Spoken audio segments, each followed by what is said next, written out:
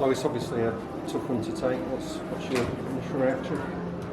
I just think it was a really disappointing first half from us, first and foremost. I think that just give ourselves far too much to do. You can't turn up to a semi-final and defend the way that we did early doors. The points scored against us is really, really disappointing, if I'm being honest.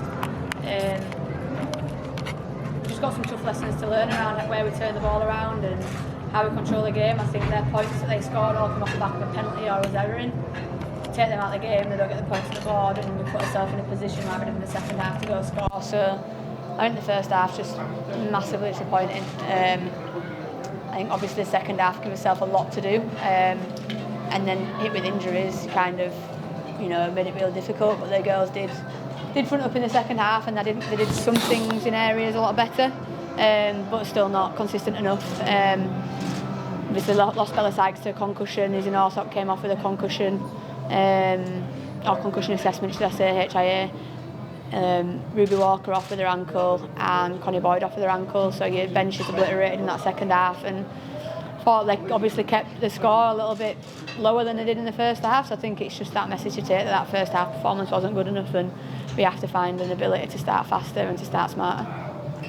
Can you take much out of that? I mean, you scored 3 of the last four tries. Can you take much out of that? They didn't give in, did they? They showed some... No, they didn't give in, but that's even more frustrating when you know that that's what we've got in our locker.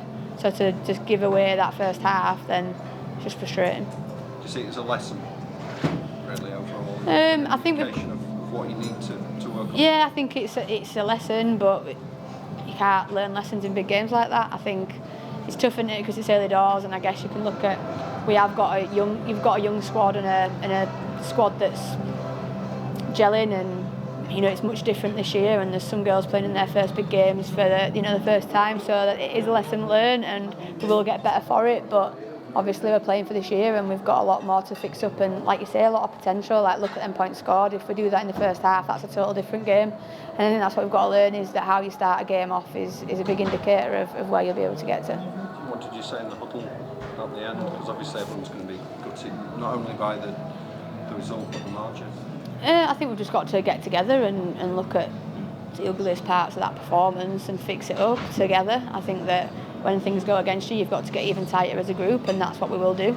We've got to fix it together as a staffing group and a playing group, and we'll be better for it, we'll be closer for it, but we've definitely got work to do over the next couple of weeks.